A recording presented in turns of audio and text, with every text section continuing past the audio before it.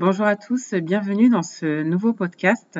Je reçois aujourd'hui Amine Saïd, qui est consultant du pôle risque et modélisation, qui va nous éclairer sur la dernière réforme bancaire BAL 3, qui est également appelée BAL 4. Amine, c'est quoi exactement la réforme bancaire BAL 4? Pour commencer, je voudrais te remercier, Awa, de m'avoir invité dans ce podcast afin de présenter le sujet BAL4 sur lequel Je j'ai t'en prie. travaillé en interne. Les nouvelles réformes baloises sous l'appellation finalisation de BAL3 que l'industrie financière nomme BAL4 soumettent les méthodes de calcul des RWA, notamment en ce qui concerne le risque de crédit à d'importantes évolutions. Donc, depuis le 27 octobre 2021, la Commission européenne a publié un package bancaire destiné à renforcer la résilience des banques et à mieux préparer l'avenir et la mise en place de BAL4. Ce package comporte 3 parties: une mise en œuvre des réformes finales de BAL, donc BAL4, un chapitre sur la sustainability, donc durabilité, donc tout ce qui est en rapport avec la transition verte, et pour finir, un renforcement de la surveillance, donc assurer une bonne gestion des banques de l'Union européenne et protéger la stabilité financière. La première partie que j'ai mentionnée traite des propositions de la Commission relatives aux principales modifications du règlement sur les exigences de fonds propres, connu sous le nom de CRR3. Celle-ci concerne le risque de crédit, le risque d'ajustement d'évaluation du crédit, le risque OP, et pour finir, tout ce qui est risque de marché. Tout ceci constituera la base de la mise en œuvre des exigences restantes de BAL4 dans l'Union européenne. D'accord, du coup, quels sont les objectifs de BAL 4? L'un des objectifs avoués du comité de Bâle ou BCBS est de réduire la variabilité des RWA. Donc concrètement, cela se traduit par une augmentation des RWA, requérant ainsi un montant de capital plus important pour couvrir la même quantité de risque. En résumé, plus de RWA, plus de capital.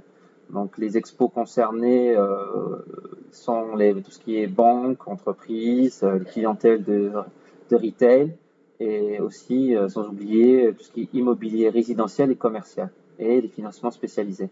On peut résumer les principales évolutions en 3 axes: une révision des approches internes IRB et standard, la mise en place d'un plancher de capital, ou en anglais qui est l'output floor, et la mise en place d'un coussin de levier pour les banques systémiques, donc les GSIPs. D'accord, du coup, on se demande à partir de quelle date les nouvelles règles baloises vont-elles rentrer en vigueur? L'Union européenne a fait des concessions aux banques européennes qui s'est traduit par le report de la mise en place des nouvelles règles à partir du 1er janvier 2025, soit 2 ans plus tard que le calendrier, qui a été déjà reporté, car initialement, le premier report était pour le 1er janvier 2023. D'accord, du coup, est-ce que tu peux nous faire un rappel de ces principales évolutions? BAL4 vise à compléter BAL3 par de nouvelles mesures visant à réduire la variation résultant des modèles internes des banques, notamment en limitant leur utilisation. Et au-delà de la révision des approches existantes, c'est-à-dire internes et standardisées, le RWA de la banque sera soumis à un output floor. Donc à la suite de BAL3, c'est-à-dire la réforme de l'après-crise, axée sur le renforcement de la stabilité du système financier, le BCBS a voulu équilibrer la sensibilité au risque, la simplicité et la comparabilité des modèles, et faire face à la perte de confiance dans les modèles internes. Donc en résumé, réduire la variabilité du calcul des RWA entre les banques en utilisant les approches avancées pour le risque de crédit, par exemple. Alors, BAL 4 génère de nouvelles complexités. Est-ce que tu aurais des exemples à nous citer? Oui, sachant que avec chaque mise en place de package bancaire, ça a un impact très significatif au niveau des banques, des nouvelles complexités que les banques doivent gérer et que nous, en tant que cabinet de conseil, on doit accompagner les banques pour les mettre en place. Donc, on peut commencer par le fait que BAL4 n'impacte pas la banque de manière homogène. Certains secteurs d'activité seront pénalisés, d'autres non. Le fait que BAL4 est moins sensible au risque en élargissant l'utilisation des approches standards et fondation. Fondation pour une des approches, la méthode interne. Et contre-intuitivement, c'est là où le bas blesse, c'est que BAL4 peut pénaliser les portefeuilles de bonne qualité. quand je dis bonne qualité, par exemple les portefeuilles à faible LGD, le Loss Given Default, en raison des nouveaux LGD floors, c'est-à-dire les input floors, qui sont mis en place pour assurer un niveau minimum de conservatisme dans les paramètres du modèle. Parce que un portefeuille de bonne qualité sous-entend qu'il n'y a pas beaucoup de défauts. Donc la LGD est déjà basse en approche standard, et le fait de rajouter ce floor-là les pénalise. Et pour finir, comme ce que j'ai mentionné plusieurs fois auparavant, c'est que BAL4 introduit un nouveau mécanisme qui est l'output floor qui peut remettre en cause la trajectoire des fonds propres de la banque, alors qu'initialement elle visait à limiter la variabilité des RWA tout en assurant la comparabilité. Par rapport à tout ça, quels sont les modules de risque qui sont impactés par la finalisation de BAL3 qui est également appelée du coup BAL4? Par rapport à ta question, je dirais que moi, si je peux me permettre, j'ai une vision macro. Donc pour moi, il y a 6 modules de risque qui sont impactés. Donc le premier, où j'ai plus de connaissances, qui est le risque de crédit. Donc on peut résumer ça en 2 points, la révision d'approche standard et IRB pour l'interne, et mise en place des floors. Pour le risque de contrepartie, on a une nouvelle approche standard pour la mesure du risque, donc, qui se traduit par un remplacement de l'approche CEM pour Current Exposure Method par le SACCR, et sans oublier une revue du prudentiel des CVA. Après, on a le risque de marché, donc il y a la révision du FRTB, une révision des risques sur la partie titri. Et il en reste 3 modules qui sont le risque opérationnel, capital et leverage ratio. Pour le risque opérationnel, il y a une révision des méthodes de calcul du risque OP qui se traduit par un remplacement des méthodes existantes, que ce soit interne et standard, par une seule et unique nouvelle approche standard qui est SMA. Pour la partie capital, donc il y a une révision sur les buffers, ou en français qu'on appelle coussins, donc le Total Loss Absorbing Capacity, le TLAC, et le Minimum Requirement for Own Funds and Eligible Liabilities, vos souhaits qu'on nomme MRL. Et pour finir, il y a la Capital Output Floor qui est consolidée entre le calcul en méthode interne et celui en méthode standard. Et la dernière partie, c'est le leverage ratio, c'est une création d'un nouveau framework qui est dédié au coussin de leverage ratio pour les banques systémiques, donc les GSIBs, entre autres.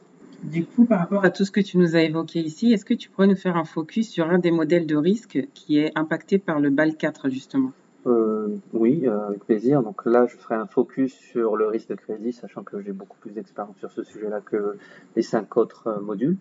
Donc le redoublement des exigences réglementaires sur les établissements bancaires, et notamment le passage de BAL2 vers BAL3 et aujourd'hui vers BAL4, un terme non reconnu par le régulateur, oblige les banques à remanier et donc de transformer à nouveau leur modèle opérationnel ainsi que leur business model.